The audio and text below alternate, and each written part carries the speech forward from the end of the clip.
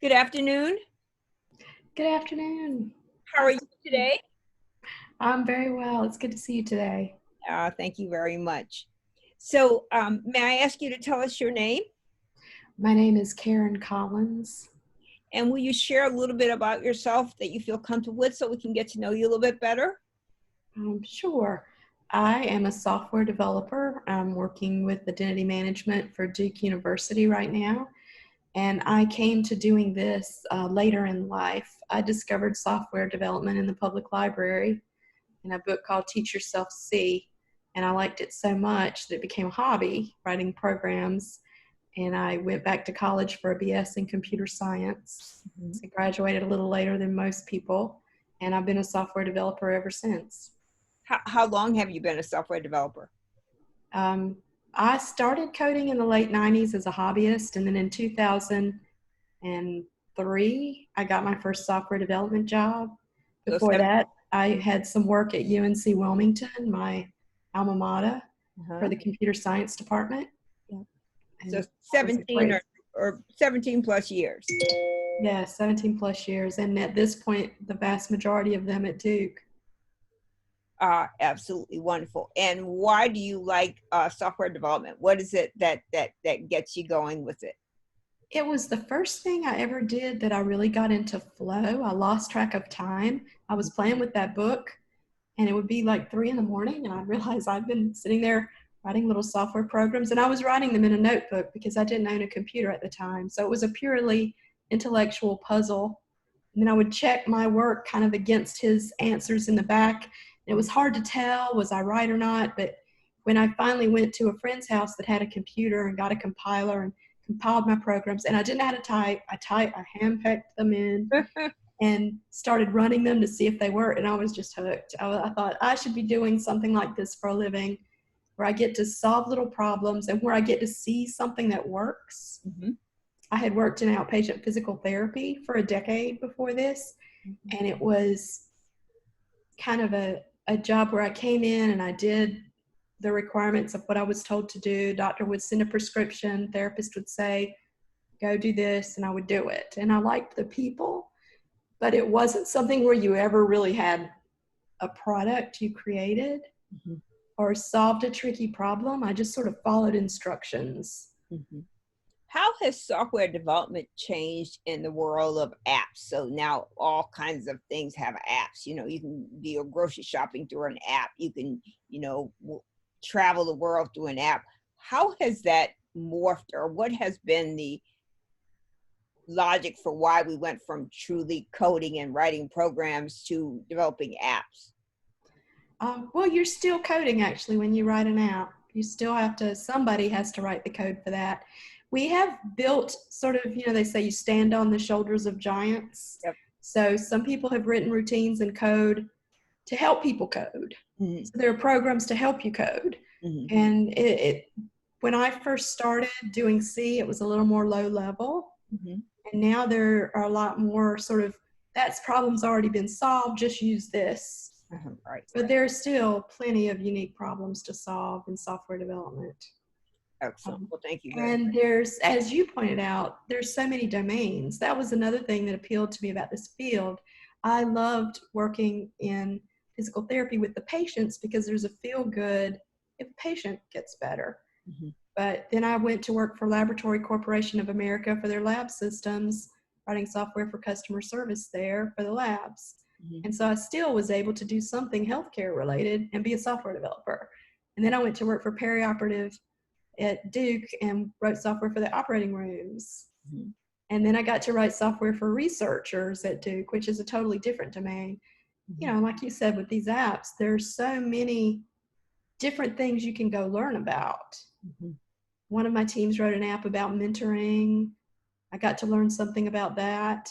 Um, and so you always get a new domain. And now I'm new. I just started a new job in March with identity management. Mhm. A great team of people there. And so I have something completely different now to learn. How do you identify people at a university and rights and roles and So you There's work so with much to it. Mary McKee, and excellent, lovely woman, very, very, very, very wonderful woman. So let me ask you this. So as you have started in your career to where you are, what have been the obstacles or challenges that you have faced? Oh, goodness. Um, well, initially, I think it was confidence. I remember going to UNC Wilmington. It took me almost 2 years. I started in the 90s as a hobbyist, and it was 1999 before I went back to college. Graduated in 2002. Mhm. It took me some time to have the courage to go back and do it because I thought, well, I'm not a math brain. I can't do math, so I can't do this field. I can't really be professional in this field. So I decided to take a trigonometry class because I just kind of wanted it so much. Mhm. And then I thought, wow, I can do this. Mhm. You know, and a great teacher makes a real difference. Absolutely. I had a Why? great teacher. Yeah. Why did you think you could not do this early on? Where did you get that thought from? Was it that your own, or had someone told you that you couldn't do this? Where did you get that thought from? Well, you know, I think when I was in high school, my algebra teacher actually tried to be encouraging to me, that I had this idea, you know, that I was an English person and that there were English people and there were math people. And I love to read and I read early. You learned young as a child. Mhm. I found math kind of boring and tedious. I thought I just wasn't good at it. I think in our society, there's kind of an idea that math is a boys' thing. Mhm. And I went to a sort of fundamentalist religious school Mhm. where the idea was girls would go to college to get an MRS degree. Mhm. You know, if you wanted to find a husband, maybe you'd Right. go to college. Um, but I do think, you know, even though there was that idea, I had some teachers that were encouraging to me, and I just didn't believe them. Mhm. And do you think that that still exists today? Do you think that women specifically find it, I don't even know if the word is challenging, but sometimes find obstacles that deter them from pursuing STEM degrees or pursuing more innovative kind of opportunities? I do. Um, you know, when I was going through school, I was really passionately interested in this, and that kind of carried me through. But there were maybe 3 women in my department when I got my degree. There were Hmm. hardly any women doing this. And, you know, I had a professor who was very supportive of me, and I think that's one of the reasons I stuck. Hmm. I had somebody who was you can do this, and would you like a job with the computer science department? You can be a lab assistant, you can be a research assistant, you know, Hmm. lure me in with all these interesting things I could learn. I Hmm. don't know, without that kind of support, if I would have stuck through it in classes where I was sort of the only one, or there was maybe 2 other women, um, because tech can be very unfriendly to women. This can be a very unfriendly field to women. Even, you know, sometimes intentionally when people just don't want women there, but sometimes just incidentally Hmm. because everything is sort of built for someone else. Hmm. So that's a very interesting perspective, because I share that with you. You know, in my 45 plus years, I have found IT more hostile than friendly, um, white male dominated. A lot of times, what you think or what you propose as an idea is questioned whether you have given it enough thought or whether you are qualified to make that suggestion or recommendation. And somewhat like yourself. So I started out very early on as a data entry person. Then I began to write COBOL programs, then I did Fortran, and then I did assembler. And finally, I got to the point where what you said, building on the shoulders of others, almost every language I wrote was just a copy and paste from something else. Maybe a few code words were different, like assembler F was very, very different from COBOL, but coding programming at that time was really, really, almost mind numbing, because you just wrote the same thing over and over and over again, so kind of like making a few changes here. And over my career, I have found I have only worked for one woman in 45 years, all white men. And every step of the way of my career, I have been told I can't, I shouldn't, I'm not qualified, I'm not smart enough, all of the things that, you know, are out there that a lot of women face. So it's really remarkable that you have been able to push yourself forward to where you are now and to have the success you have. And it sounds like you've had a lot of diversity of work, which is really, really helpful. And so in a lot of ways, it is really great that you are that. And I think that you would be an excellent mentor and an advocate for other women who are coming along behind you. Because a lot of times we don't find that voice that encourages us or tell us that we can do this or that we are capable of doing this. And your story is a phenomenal story of success and interest. You had your own interest in doing it, so it wasn't just that you were encouraged, but that you wanted to do this, and you pushed yourself to do it. So that's really, really wonderful. I was passionately interested, so I had already studied a lot. Mm-hmm. When I got to college, I was already programming, Mm-hmm. and I think that made a huge difference. Mm-hmm. A lot of times they'll say sometimes the minority person has to be way better Mm-hmm. to get over that hump, to be considered as good, and to be encouraged, you have to be really promising. Mm-hmm. And I think my passion and just love for what I was doing, the fact that I was sleeping, and breathing it, Mm-hmm. got me that kind of support. If I think the day that an average person can be the underrepresented person and still do average, then we've kind of made it. Right. But now the average person has to really work their butt off or be so incredibly interested in something that they're like a fanatic about it, and they just do it all the time. Absolutely. To really get that kind of support. Absolutely.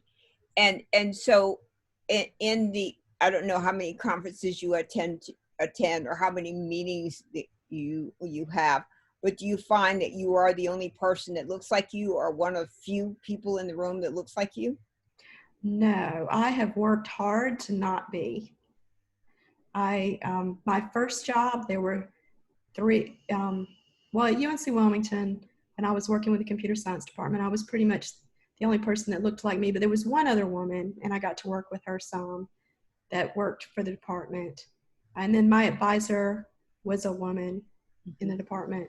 She was working on her EDD at the time, so she was kind of busy getting her doctorate, and so I didn't engage with her as much as I wish I had.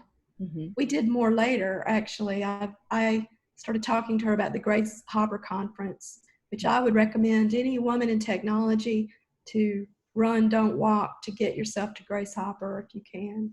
Mm-hmm. That conference is amazing. And it did a lot for me. It helped me learn about salary negotiation, imposter syndrome. It helped me get over a lot of things.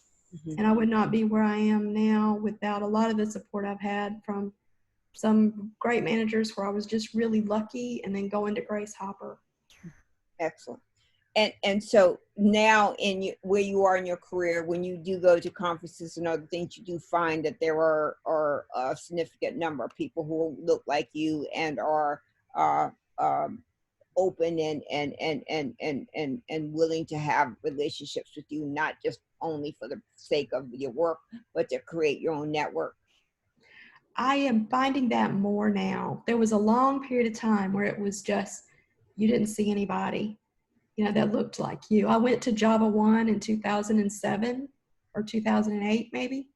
Duke sent me, actually, the Period manager, who was a terrific, supportive manager, sent me to the conference in Java 1 in San Francisco, and it was a sea of 10,000 men. I didn't see another woman. And then one day at lunch, I saw a little table of women. There was maybe 4 or 5 of us. We sort of bonded together, and it turned out one of them was a software developer working in Durham for the Fuqua School of Business, who just became my best friend. So I met another woman at Duke, all the way out in San Francisco. But today, I think that the code schools that are coming out, web development has really exploded, app development has exploded, and we've had some code schools try to fill the niche between a job that requires a computer science degree and a job where a person might have a very diverse educational background and learn about technology and grow in a technology career. And I'm starting to see more women now when I go. It's not a huge number of women, but it's significant. No, Significant number of women at All Things Open, for instance, here in Raleigh. I highly recommend that conference. They have a diversity track the first day, so they're trying to pull people in. I have been the keynote speaker for the last 3 years for Diversity for All Things Open. So let me ask you this: what is your definition of diversity?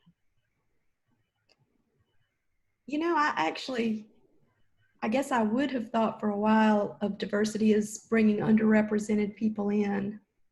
And I guess that's the most important thing that you need to do, to have a team that has a lot of different points of view.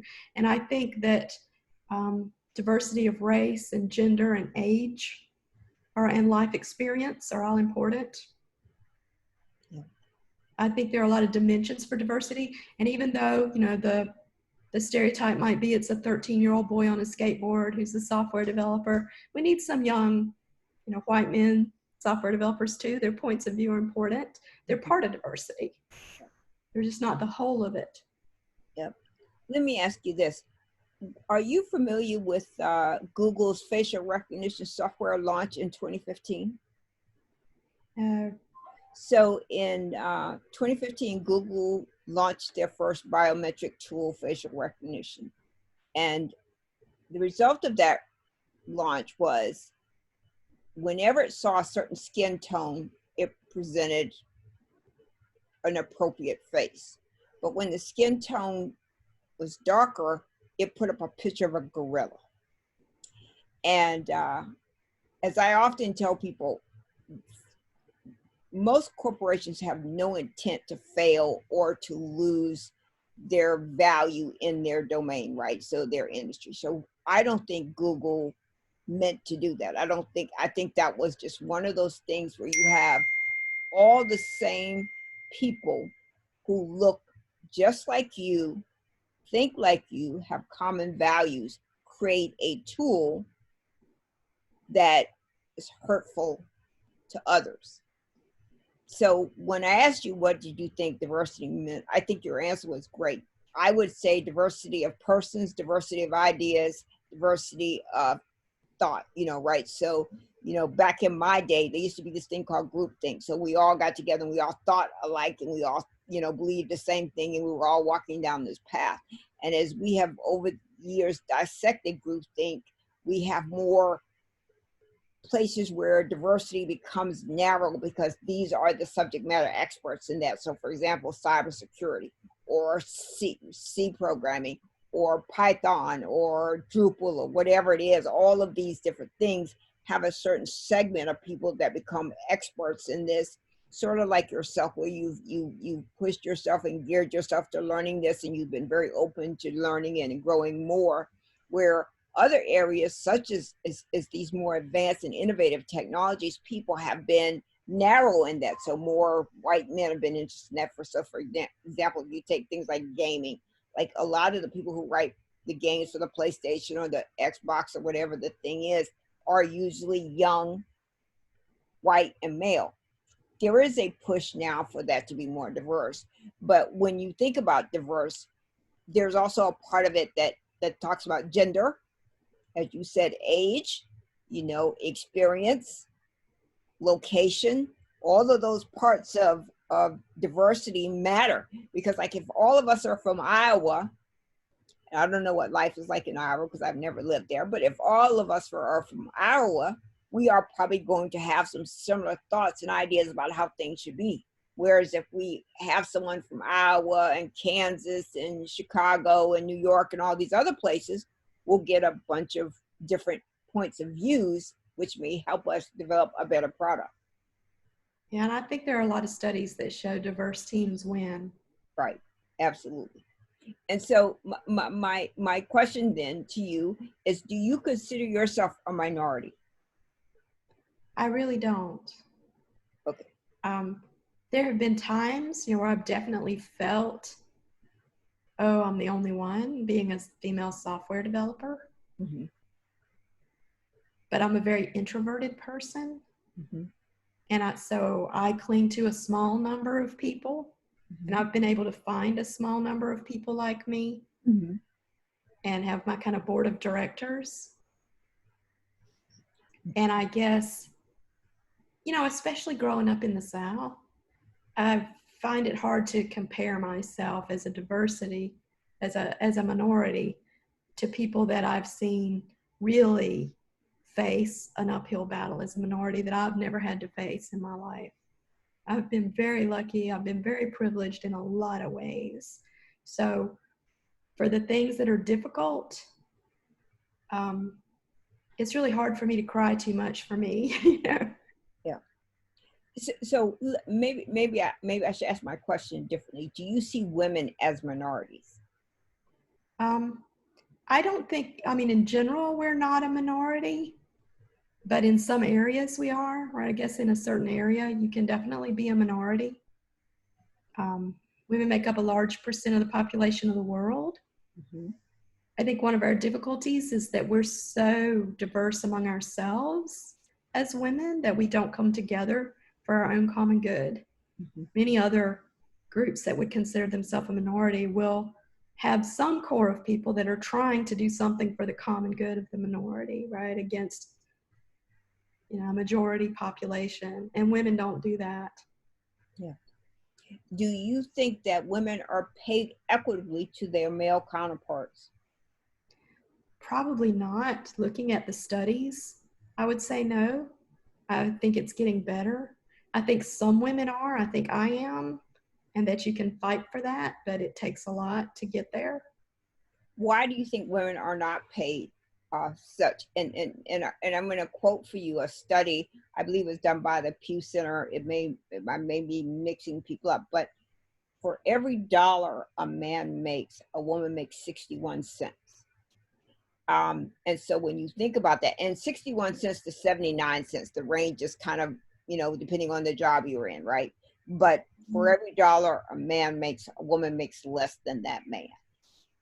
So for you to say that you do not think that's your experience, you think you're paid equitably.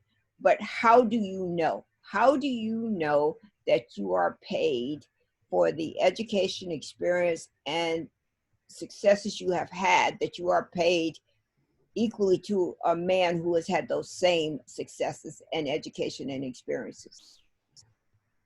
Kind of the best I could do is look at the statistics that are out there for what people in my field with my education and years of experience make Mm-hmm. in the area where I live. Mm-hmm. And I've done that with multiple sources of that information, government outlook, manuals. Also, there's a lot of great software as a service out there, payscale.com, paycheck, salary.com.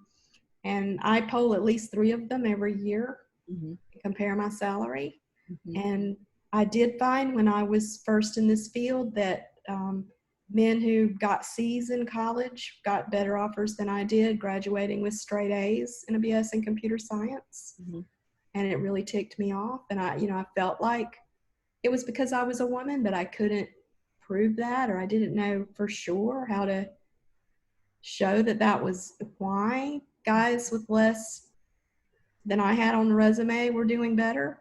But when I went to managers and said, and I performed out, the best that I could do.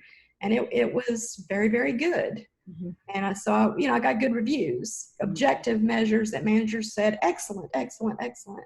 Mm-hmm. So I was able to say, people in this area make this for what I do with my experience. And this is the median, but I'm excellent, excellent, excellent. Why am I down here at this end? Mm-hmm. And I got bumped up. Well, But I had to fight for it, and they pushed back. I was told I'd be making more than, this male person who was in a higher position if I got the salary I was asking for. And I just kept going and said, well, then they're underpaid according to this as well. And I would hope that they would get a better remuneration as well. right. So let me ask you a little bit further about that. So you mentioned the studies and the research you have done to find out what your salary is and what you should be paid accordingly. Within your organization, in regards to who you work for, whatever it is, within your organization, how do you know that your peer, your male peer sitting across or wherever is making more or less than you are. I don't. And I think salaries should be transparent.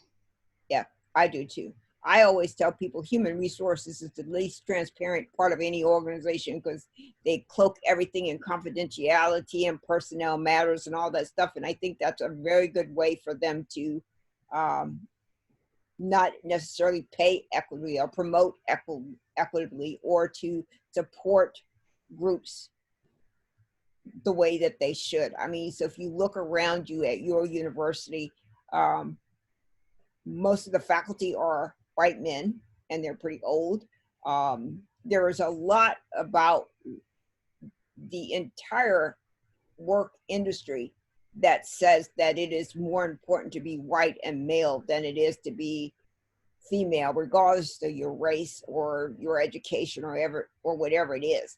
Like the number of females that sit on boards, the number of females that CIOs or CTOs or COOs, the numbers are very, very small, minuscule, you know, and why that is, I do not know. Um, when I was getting my doctorate degree, one of my professors introduced us to a concept called homosocial reproduction. And it says, I prefer to be with people who look and have my same values. And so when you look at that, when you apply that to hiring and promotion, you see it. It makes sense. And I guess back in the day, they used to call that the good old boys network, but you see it. You do see it. So if you become a CIO or a COO or CTO, would your efforts be to bring and to hire more women, or would it be to hire the best skilled person? Um, that's a really good question. I don't see myself ever actually being in that kind of position because I'm more of a worker bee, but I think I would want to hire the best person. And I think there's a very good chance the best person is a woman. Yeah. And I think that's a tough question. It really is. Because as a manager, I always want to hire the person that is going to be committed to the job and do his or her best. And a lot of times when you're screening applicants, you know, you look for those little coded words that say something about what they can and cannot do. And more times than not, men are verbose, right? They put, you know, everything they've ever done, you know, from the time they first, you know, put their computer together in their garage to the time that they developed an app that sold for $1 million. Whereas women are not necessarily that boastful about what we've accomplished. And as I've sat here and listened to you, I have found there is a woman that is that you are, you know, proud of your accomplishments, that you have done some great things and you have been able to appreciate your own work, not only what your supervisors or coworkers, but you have acknowledged how good you are. And I will tell you that's a rarity. It's not a rule. It's a rarity. It's an exception because most women, we aren't good negotiators. We end up taking whatever's given to us, and we don't boast about what we've done, you know, how successful we've been, how much we've made a difference in this space. We do not do that. You know, I think some of the support that I got early on made a big difference for me. A professor, Dr. Jack Tompkins at UNC Wilmington, made a huge difference in my life. Mhm. And his wife actually talked to me about salary negotiation. And I went to Grace Hopper and I learned about salary negotiation at that conference. Um, Bill Hansley, my manager at Duke in the Periop Group, was very supportive of all of his software developers, and I never felt treated differently as a woman there. That's wonderful. I've had a few places where I could tell it was a little different, but I still felt I was successful. But there, I really didn't even, I felt like a regular human being working for him, and he was very supportive. And then I went to work for a group of women, 5 female devs, 3 men. All the core developers were women. Manager was a woman. And so that was, and I really was excited about that experience. And it was connecting with women that brought me into that group. I did an informational interview with Sandy Metz, who was an architect for that group. She's a brilliant woman. And she gave me a lot of good information in an informational interview about software architecture, and then recommended me for a job a year or two later. And I ended up in a place with a lot of people that looked like me for a while, about 7 years, I guess I worked with them. So I do have an unusual experience in this field. I really do. Well, I admire what you have been able to accomplish and how you see yourself, because that's an amazing thing to have happen for yourself, is to see that, because that is almost always a guide to success. If you can find the way to see yourself in your best light without taking on the baggage of others, and to recognize your accomplishments. So I applaud you for that. So And we only have a couple, 3 minutes. So I'm going to leave the remainder of the time to you. If you have anything you want to share, or you have any thoughts that we haven't covered, please. I was going to say, I have been on a team where I felt treated very differently as a woman. Mhm. Um, Felt like there was a target on my back as a woman who's a lead, and Mhm. I left and Mhm. found another place where people don't act like that. I would recommend, especially if you're underrepresented in a field, to try to do informational interviews with teams and companies you want to work for and find out what the culture is like there. Yes, It's absolutely. not an easy thing to do, but if you can do it, it's really golden. Absolutely. That's absolutely wonderful. And I will say, I think what your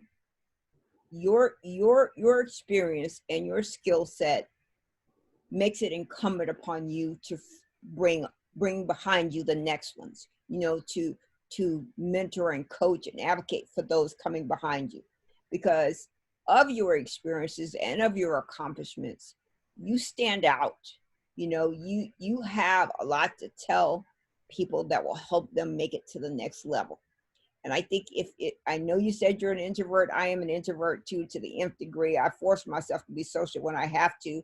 But I will say that if you can, reach back and bring other people behind you, give them the same things that were given to you. Support them in the way that you were supported. Help them find their voice and their successes as well. And so I encourage you to do that. And I know, being introverted is kind of hard to do that, but it is absolutely necessary.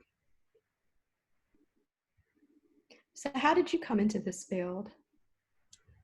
I had gotten a full scholarship to a college in New York in math, and I was on my way. I had not even made it fully on campus, and there was a gentleman standing out there with a table, and he said to me, "Hey." And so I said hi, and he said, he had this piece of paper and he handed it to me, and he said, "We are trying to bring Negroes into computing." So I grew up in the South, where the Negro word was not the word, it was the other word, the bad word that was used. And computing was completely foreign to me. I didn't even know what that was, because, growing up in the rural South, that was not a topic that was talked about. And so he's, as he was talking, I was sitting there thinking, this guy's just so full of it. Let me go on here to class, to campus. And he said, "I'll pay you $30,000 a year." And I was 17 years old, and I had been poor my entire life. So there was nothing that school had to offer me that was more important than that $30,000. And I started out, as I said earlier, as a data entry. I became a punch card, and this is the day of mainframes, punch cards and disk drives and all of these things. And I worked my way through every aspect of that. And probably by the time I was 30, I was a manager, and I've been a manager ever since. And I'll be 62 this year. So that's how long I have been in this role. And I have not accomplished what you have. I know I am very good at my work. I know I'm successful in my work. I know I am good for those that are in the space with me. If you talk to some of your colleagues like Kirk, Rouser and John Shaw and some of those others. I created a group in 2015 or 2017, one of those years, called Tex and Collab. And it's about 70 or so people. And we get together once a month and we talk about technology. We talk about our wicked problems. We talk about everything. And it's from across the entire university. It's not just central campus. It's not just a law school. It's the entire university. And it has been a wonderful support system for me. But I still struggle to find to see my value recognized by my leadership, by others. You know, I am just an angry Black woman.